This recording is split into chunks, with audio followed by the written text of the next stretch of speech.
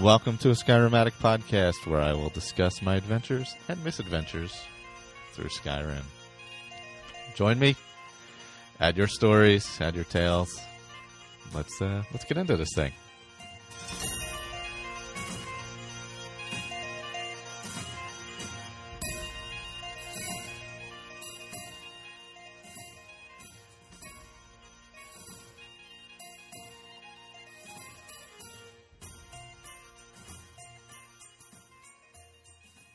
Hello, welcome back, episode 130, Skyrim Addict podcast. So last episode, of course, was the live Philly Podfest episode, so that went all swimmingly. Glad to finally get that out there. Our summer of long breaks between episodes continues on. It's very summery, so sorry as I'm choking. But, yeah, I have been playing some, actually. I've been playing with my Argonian character, Jarul, who is the one I use on Let's Play Skyrim, which I just about finished up the Dark Brotherhood now on that. So what I did was I actually have decided I wanted to play through one of the quest mods I have on Xbox One. And the one I've been playing is Valley of Peace. Let's see, Valley of Peace, by ASA, so that's AXXBRADXXA. It's created by him, by them. I don't know if it's a male or female, I should say. And it was created end of October is when it showed up the first time, 2016. And it was updated in May the last time. So, essentially, here, I'll read the description of what it is, and this is what I've been playing through. Valley of Peace is a new location in Skyrim that takes place in another large world space. You must give a blood offering to open the portal. Only those who are worthy can gain entry. Beware of the demons that are trying to get in. It is up to you to destroy the Shroud of Darkness that has engulfed the valley. Acquire the powers and weapons of the valley and destroy the Sorcerer of Akatosh. Join the Hunters Guild by taking the Hunter's Challenge. Hunt down the legendary Bloodfang Sabretooth. Acquire property in the town. Sail a boat to a tropical island and discover a power lost in time. Face the darkness. Find a way out of the valley by clearing an old collapsed tunnel. Find out the secrets of how time has been frozen. Explore the ancient Temple of the Nine that has been lost for centuries. Uncover the ancient weapons imbued with mystical powers and properties. Gain the knowledge of slowing down time. All right, so that is the description from Bethesda.net. Now, I've been playing this. Let me pull up my notes real quickly. Been playing it for about probably a couple hours, good couple hours in it.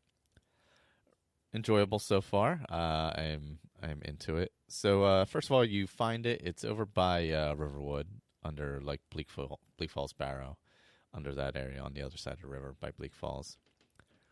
And there's a gate there that you can enter. Reminds me a lot of Dawnguard, the gates when you're in. Oh God, what is it? The lost area. God, I'm drawing a blank right now, but nevertheless, where the way shrines are, it's essentially those doors, those access ways that you're using. So there's a Dremora waiting outside that for you, so you have to kill him, which I did, and then you make a blood sacrifice, and you can go through the way similar to a way shrine and door entryway kind of thing. So you do that, then I. Once you get inside the gate to the Valley of Peace, this guy Tovald is waiting for you there, and he just tells you something's very wrong. And of course, there's some other Dremora there. I headed to the cabin and just kind of explored. You just kind of gotta explore. You're up on a hill, and you can jump down into the water, which is what I did. Once I got into the cabin, I think there was something down in the basement. And that's where I kind of started exploring there. It's a little difficult getting around at first. There's no map, so you kind of kind of have to find your way. And getting from place to place isn't always as simple as running there. Sometimes you have to use a spell to get there. Sometimes there's other ways of getting there. So getting your bearings can be a little difficult at times, I found, but not in a bad way. Sometimes it's, harkens back to a time when not everything was so simply set up for you in games. So I do like that feel. A lot of the things will look very familiar. A lot of the places were kind of modified versions of familiar places in Skyrim, which is fine. It's a nice area anyway. And there's some hidden areas in the cabin which are cool that are, I believe there were some plants hidden in a secret closet, which was interesting. But overall, I've been probably, like I said, a few hours into it. The Priest of Akatosh that spoke about, or the Sorcerer of Akatosh, whatever he called it. I did defeat that. It was out on an island. It's just a little. I'm still trying to figure out my bearings. I'm getting pretty good now of where I got to go and what I got to look for and all that. The one area there was a bit of a glitch in the beginning when you're exploring the cabin. You head out like in this cave, and then you get to a puzzle area that's like kind of like Kagramez. Has the bridges that lift up so you can walk from place to place. You got to kind of hit the right switches and all that. Kind of similar to that with just buttons, though. But there are some stairs. If you fall down into water, you can come up the stairs. But the top of the stairs is a bit of a glitch, and you fall through the top of the stairs. So if you don't jump over that section, you essentially just, cycle, you're going through a vicious cycle. So you definitely want to jump over the top of the stairs. Oh, the plant I found in the closet was in the Hylalia house. So there's that. I like the dark areas are extremely dark, which I kind of like. Essentially when you walk into them, it's like pitch black in some areas, which is pretty cool. I do like that. You need to use like candlelight or a torch or something like that, which you should in extremely dark areas, obviously. You should want to use that kind of thing. Or you should need to use that kind of thing, I should say. So, overall, I'm enjoying it quite a bit. I'm hoping to explore a little more, get through it a little more. I don't know how far through it I am. There's some playthroughs online. I haven't watched those yet, so I want to kind of play through it first. I don't really want to watch a full playthrough of it before I get to continue exploring it. So if you have played through Valley of Peace, let me know. Definitely the Valley of Peace, I should say. Definitely let me know. Send in some feedback about it. If you have, let me know what you think of it. Or you can just, check out some YouTube vids of it. I'm sure there's plenty. See if it's something that would interest you. There are a lot of weapons. There are a lot of Dremora. So there's a lot of Daedric weapons. A ton of them. Daedra hearts, tons of them. Trying to think what else. Oh, there was a cool area. Like a canyon I went into that was a kind of a bandit area.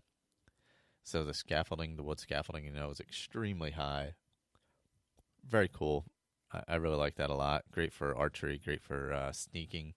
Since I'm sneaking double daggers, still wearing the Dark Brotherhood armor. That's still what I'm using. I'm still using daggers. Get like 23 to 25 times damage now with the double daggers. So it's pretty cool. Trying to think what other areas I've come across or enemies. When I went to battle the Sorcerer of Akatosh, there was some like bone men and stuff like that, or similar to bone men, or even like ghosts. So that was pretty cool. The voice acting can throw you off a little bit because it's like it'll be like the voice files from traditional Skyrim, and then it'll like switch and it'll be somebody else talking. So a little funky, but I appreciate the work that's put into it. So if you're a stickler for that kind of stuff, it might be a breaker for you. But you could always turn off the voices if you want it. Just in your own game. But I don't know if there would be. I don't know if there would be subtitles or not. Actually, I'm not sure. I'll have to look. Once I play more of it, next episode, I'll definitely talk about more of it. On the 20th, I think we're going to be recording on the 20th, our next bulk recording session. And we'll be talking a lot about the Oblivion Roundtable there, as well as ESO. Hopefully both Juan and Colin can join in, as well as other folks. Hopefully Victor, maybe. See who's available. Looks like the 20th is pretty much our only day that is available. August 20th, that is. So I think we're going to try, as I squeak my voice, I think we're going to try and finalize the Oblivion Roundtable at that point. So if you've never played Oblivion and would like to try it out, it's definitely something we were going to get into. I know Dave from, God, I'm drawing blanks today, from McBeta fame, of course, is interested. Been hearing from him, so that's awesome. Glad to see he's back in the gaming world. And so we're going to narrow down quests and things like that, how we're going to make it work. I think we're going to keep it pretty loose as far as character creation goes. I know in the past we've done spreadsheets and things like that. I think this one we're going to keep pretty loose, just keep it a loose version of the roundtable. The Fallout feed is going to be doing a New Vegas roundtable, I believe, if I'm not mistaken. Not 3. I don't think it was Fallout 3. God, I'm terrible. I should know this. Also, there are some Fallout feed T-shirts on the website. There's a few I had left over from Philly Podfest. They're $10, $4 shipping. I believe they're $10 and $4 shipping. I'm only shipping to the U.S. right now because, unfortunately, the cost to ship anywhere else was excessive. It didn't seem fair to have anybody pay that kind of money for a T-shirt. It was absurd. The first time I did them in-house, it was tough shipping overseas. The pricing was crazy, and I don't want to see anybody pay that for a T-shirt. So these were professionally done locally here in Philly by Awesome Dudes Printing. So the emblem on them it's the podcast emblem. I do have a few Skyrim ones as well. I may be putting them up soon.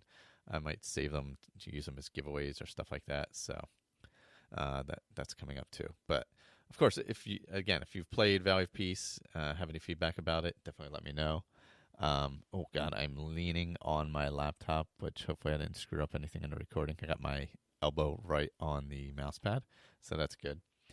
But we do have some feedback from Todd, who I believe this is his third installment. It's been a while since I, obviously with San Diego Comic-Con and Podfest and all that, it's been a while since recording. So, all right, here we go. Let's get into his character. And hello, Skyrim Addicts. This is Todd, back again with another update on Kiana, the Red Guard Arrow-sworn monk with the Vow of Poverty, based on the Tamriel Vault build called the Arrow-sworn. If you haven't seen it yet, check it out. It's interesting role-playing. So last time I left off, I had gotten around to Solitude.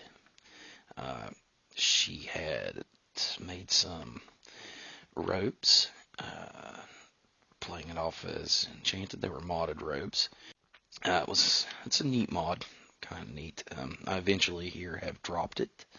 I'll explain why here in a little bit, but we headed around from Solitude, grabbed some quests. We were heading to Wolf Skull Cave. On the way, stopped at the Shrine of Meridia, the statue to Meridia.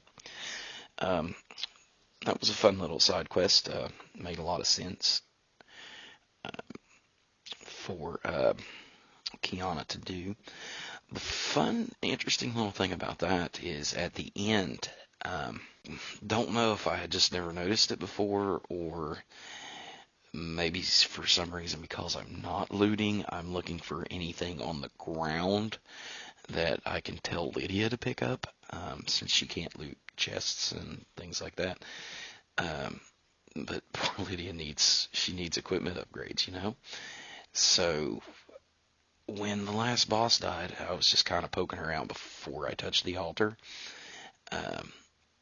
And there's a Dawnbreaker laying on the floor. I never realized that before. So you can actually grab that Dawnbreaker. In my case, I had Lydia grab it. And then when you touch the altar, Meridia gives you a second Dawnbreaker. Yep, the good old double Dawnbreaker. So essentially, what happens is the Dawnbreaker's in the pedestal. If you use something that, like, I don't know, like a fireball, whatever, Fusro Da, something like that, something that causes someone to go flying or things to go flying, causes an explosion. Basically, you knock one to the ground, and then you get the one when you touch the pedestal, so you can get two. That's kind of, I think that's basically how it works from what I recall. I mean, it's been a while since I've had it happen, but I'm pretty sure that's what happens with that. But it is pretty cool. I like Dawnbreaker, fun sword, obviously, and I enjoy that quest line quite a bit. I totally forgot the character is just looting. I love that. I mean, not looting. Jesus, just looting is not looting at all, which is amazing. I definitely need to do that. So now I've got 2 Dawnbreakers. Once the Meridia stuff was done, we headed around to Wolf Skull Cave. Wasn't a whole lot there. That's not an overly difficult quest. It was kind of fun though. Let's see. From there, obviously we turned the quests in. The Wolf Skull Cave quest anyway. I did do some of the Bard's College. While I personally don't really count it as part of her story because it's not really something she would get into, I kind of did it just to game the system a little bit, because I got to tell you, doing this build this way, not looting, not doing a ton of stuff like this, I'm leveling really slowly, which kind of drives me personally bananas, because leveling is one of my favorite parts, and getting my character upgraded is one of my favorite parts of the game. Or any game really, any RPG. That whole building the character as you go is like my favorite part of the thing. So I've actually started making a few concessions to that because it's just driving me nuts. I'll get more into that here in a bit as well. From Solitude, once we got that done, I had gotten good old Sam, who leads you in, or who is it? Not Shootgrath, Sanguine. Sanguine's Rose is such a great tool to use, especially if you don't have if you're not great in conjuration or anything like that. It is such a powerful tool for conjuration, and it's a fun quest going through. You can get Glitter the Goat somehow, as we have discussed on past roundtables. And you get to explore a bunch of different areas while you're trying to figure out what happened during that lost night. It's a good time, and you get to meet Sanguine. So good reward, good fun quest line. That's definitely an overlooked fun quest line for sure. And finding empty wine bottles everywhere is always particularly entertaining. He had shown up in the tavern there in Solitude, the Winking Skeever. So after surviving all these undead battles and stuff, Kiana figured, that might not be a bad idea, just to kind of sit and have some fun with someone and have a little drinking contest. It also gave me a free trip to Markarth that I didn't have to walk. So we end up in Markarth, Shrine of Dibella. We take care of the Dibella quest while we're there, getting the new Sybil and stuff. So the Agent of Dibella ability is a huge help there. It's really nice to have. And it made sense. So, for the character itself, it's something she would do, right, as a divine agent. And then, once that was over, she got embroiled in the whole Forsworn conspiracy. And this is where Kiana's opinion of Markarth really started going down. Let me backtrack a step. Actually, the first thing she did, because she's a priestess of Arcade, was she went and visited the Hall of the Dead. And let's just say Eola did not we did not do that quest at all. It was failed. Yola took a couple of arrows to the head after revealing she was a cannibal eating the honored dead. And then the Markarth conspiracy. Kind of really started to hate the town of Markarth after this, especially after that quest was finished. She got arrested. She already had a grudge against what's his name? Madnak. That's it. Sorry, it took me a second to find it. Yeah, that's seedy underbelly, not undie-belly. Seedy underbelly of Markarth. Does ruin a kind of otherwise beautiful city. It's not my favorite city because it's just a pain in the butt to get around. But as far as looks, I mean, it's so much different than everywhere else. There's really, really a good-looking city, beautiful waterfalls, everything. Problem is, there's a lot of terrible things happening, including Forsworn and that haunted house. You have the Temple of Debella there, so there is that. That's positive. But yeah, the Madanac and the putting people in prison and all that. It's murder in the streets. It's a problem. It kind of ruins the neighborhood, so to speak. Considering how Kiana is built, there's no just killing Madanac and getting out of prison that way. Although, on one hand, I'm kind of glad that I didn't. What I decided to do was just go ahead and get him to help me escape, because Kiana's not stupid. Escaping on her own was going to be too difficult. Dealing with Madanac and killing his people was going to be too difficult. While she is a spellcaster, she's not a combat spellcaster. So she sided with Madanac.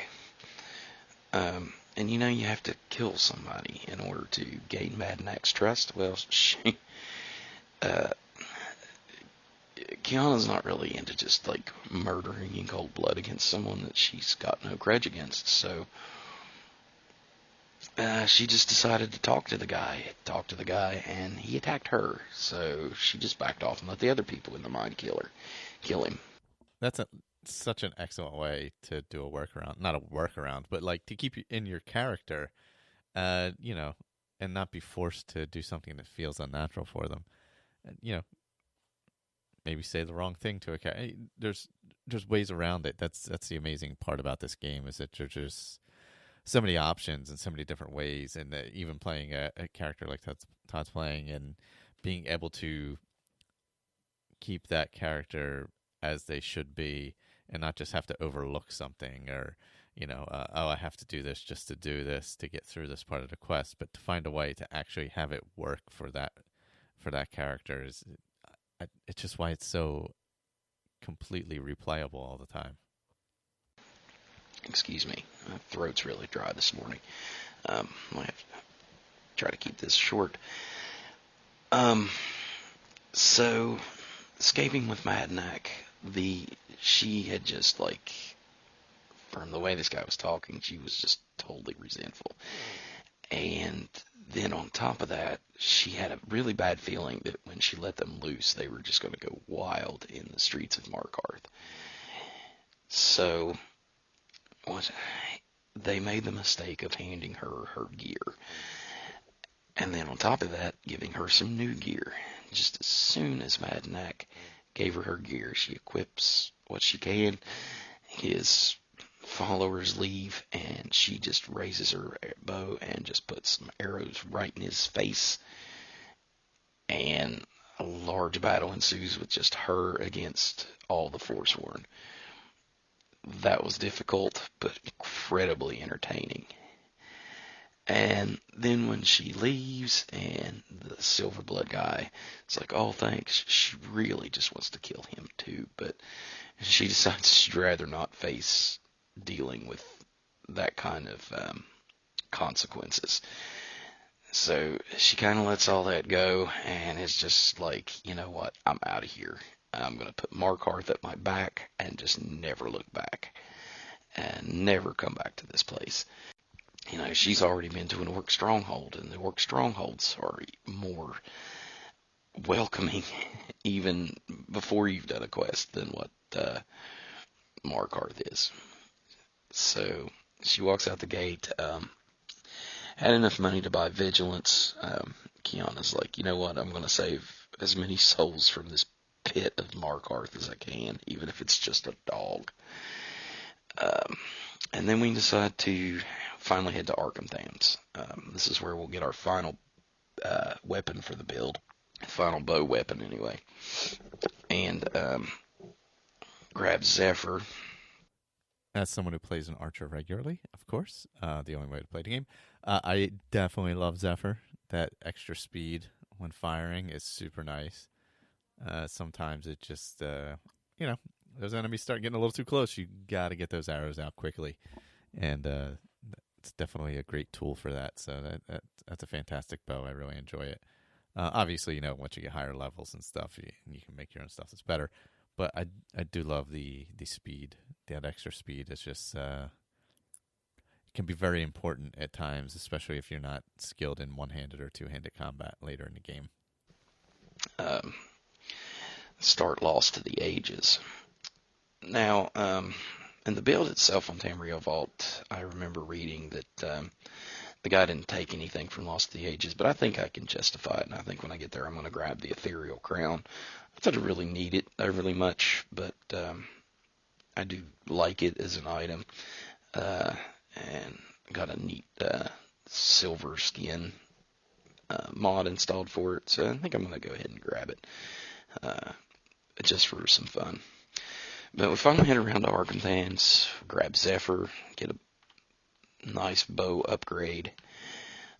From there, head down to, she walks herself around. We need to get do the Sanguine Staff quest, so we walk around to Rorikstead, kind of move that way a little bit, because we also need to get the, we haven't even got the Horn of Jurgen Windcaller back yet, so need to move on to that. It was somewhere in here that I decided to start fast traveling again, because it was just it was slowing my gameplay down, not fast traveling at all a little bit. So, but I did limit my fast traveling. I wouldn't fast travel great distances, just kind of minor distances, like 4 or 5 stops away, and then maybe 4 or 5 stops away again, or something like that. But just I just couldn't really take too much of it anymore. I really drug out the Sanguine quest, just because I was trying to also get some other questing stuff done. When I finally headed back to High Hrothgar, and turned in the Horn of Jurgen Windcaller, that opened up the library from the Thunderchild mod, and this is when I decided to drop the monk robes.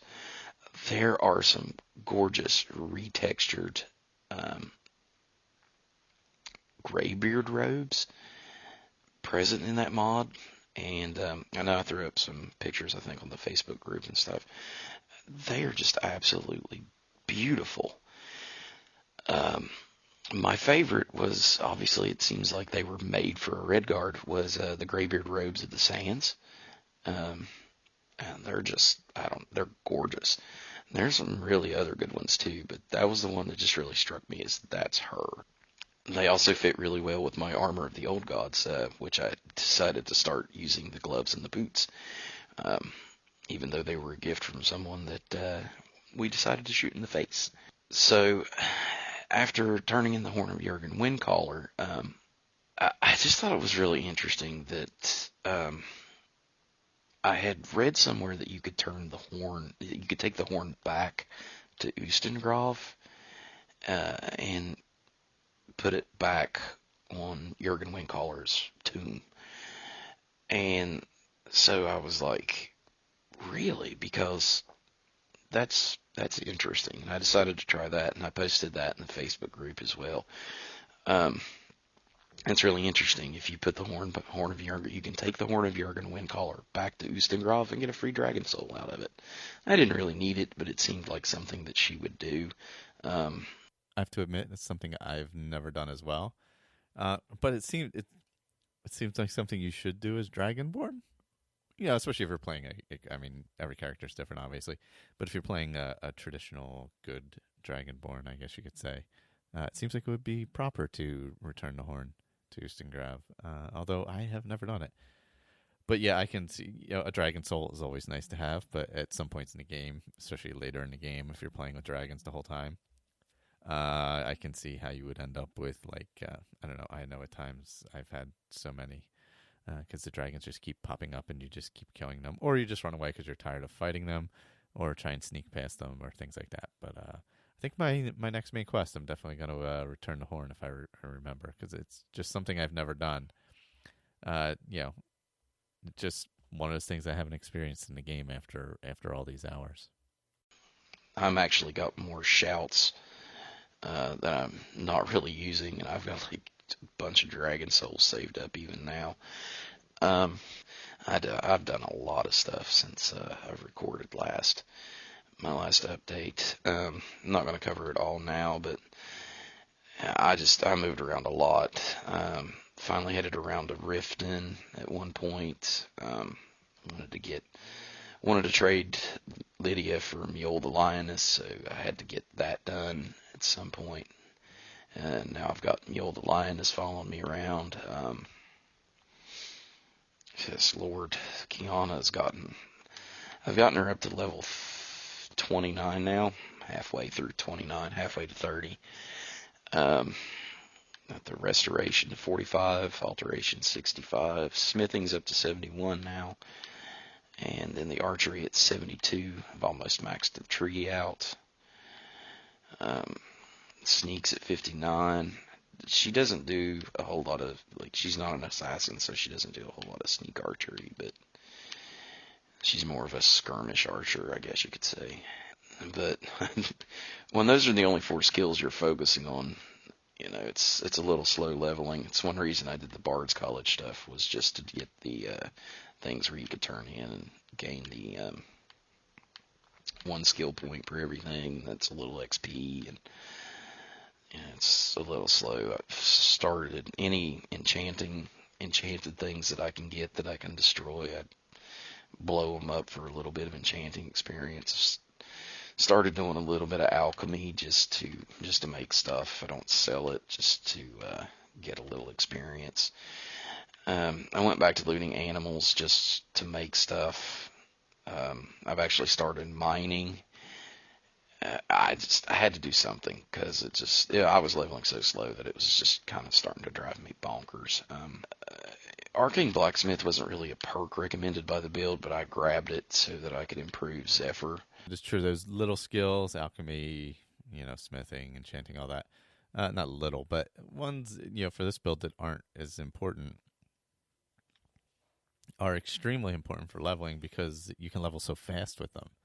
I mean, I don't, I make a lot of potions all the time and things like that, especially early in the game, just because you can level so quickly, and it allows you to build your character so quickly. And same thing, with especially enchanting, you can really blow out those levels if you're making jewelry. Yeah, that's what I tend to do. Mine. I get transmute spell. The old. This is how I level 3 things at once. So you get transmute up at Halted Stream. You can mine, get your iron ore, transmute it all to gold, make your jewelry. So you up your smithing, then go enchant it all, and boom, you're doing all those sort of things. And then you sell them, you make some money. So, but doing that is just levels you so quickly, and it allows you to do those, do those other perks for the more important things for your character. As well as my Armor of the Old Gods. Speech is passive, so it's easy. I lockpick stuff, don't take anything out of it, but, use lockpicking every chance I get just to gain some XP. The only city she hasn't been to yet now is Winterhold. I was actually, when I stopped playing last, I was on my way there.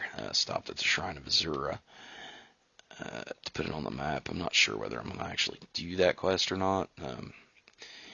Enchanting's not something that she's going to do because, capturing souls isn't really, she doesn't feel that that's right, so.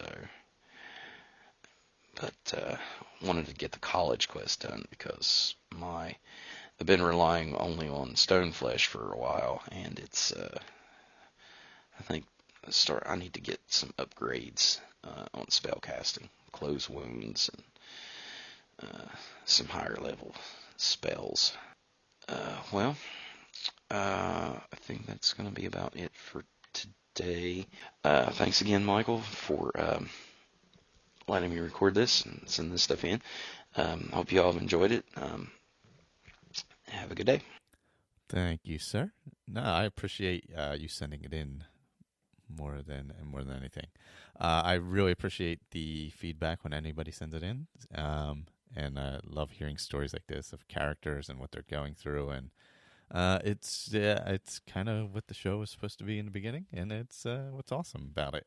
So if anybody else, if you want it, you can you don't have to send in an audio one. If you want to send in a text, not a text, don't text me. You can email it to askyrimaddictpodcast@gmail.com. Don't get any ideas, Dale. Do not text me any stories of your characters. Let's see. SkyrimAddictPodcast@gmail.com. You can email it there. No, we don't have a phone number. You can also email audio files there. It doesn't matter what type. I should be able to play them all. But yeah, no, if you want to participate in some way like that, definitely do it. Just go for it. If you're uncomfortable recording yourself, just type it out. I'll read it. You've heard me read these things before. I do my best. I'm not always the greatest at it, I'll be honest. But I give it that old college try. But no, that's what this show's for, to share those things. So in that intro, record it in 5 minutes so many years ago. That's kind of what it's all about. So if you want to be a part of it, definitely send some emails, do that kind of stuff. It makes it a little easier for me because sometimes, like this summer, I haven't been able to play as much as I would like. Just normal life getting in the way. And it's great to have that stuff to just keep that fire going. And obviously, I still enjoy playing. So, but if I'm not like putting in tons of hours a week playing it, it's hard to come up with new and different things. So it's great to have that other stuff to work off of, to jump off of, or things that you may not have thought of before, things that somehow after like 3,000 hours you haven't experienced. It's great to hear about all that stuff. New player, old player, whatever. Send in the feedback. I definitely appreciate it.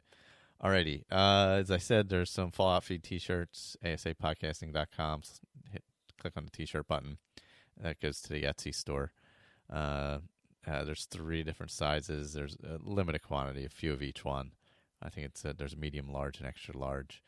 I think I might have a couple Skyrim ones. As I said, I'll have to take a look, and I may be saving those for our fall.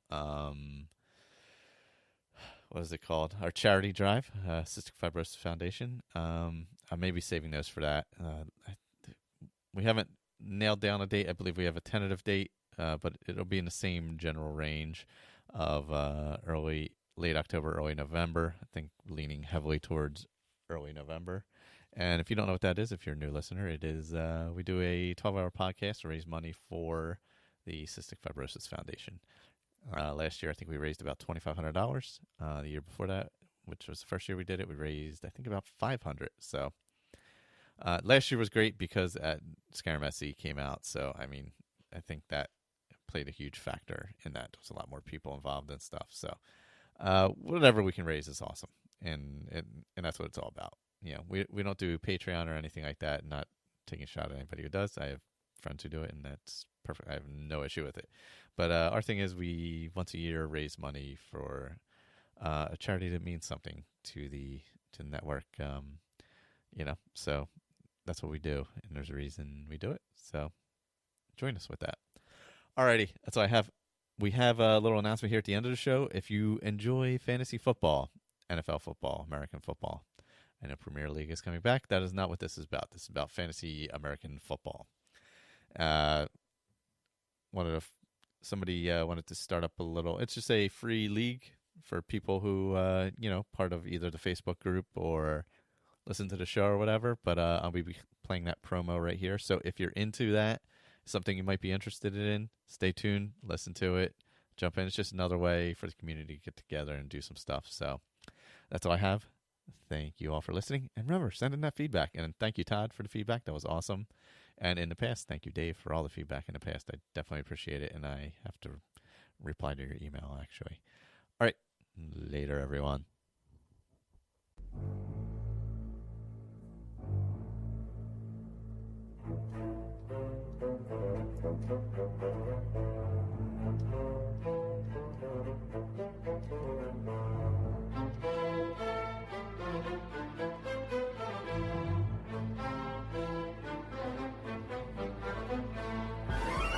Hello, ASA Podcasting listeners. Are you looking for a way to reconcile your inner nerd with your inner jock? Well, wait no longer. I'm Jeremy McDaniel, the commissioner of the revived ASA Podcasting Fantasy Football League. If you're interested in joining for the 2017 season, contact me, Jeremy McDaniel, on Facebook Messenger or by email. You can find me on the ASA Podcasting Facebook group or by email at jer.mcdaniel@gmail.com. That's jer.m.mcdaniel@gmail.com. Looking forward to the season, and I'll leave you with a quote from the great Coach Belichick. We're on to Cincinnati.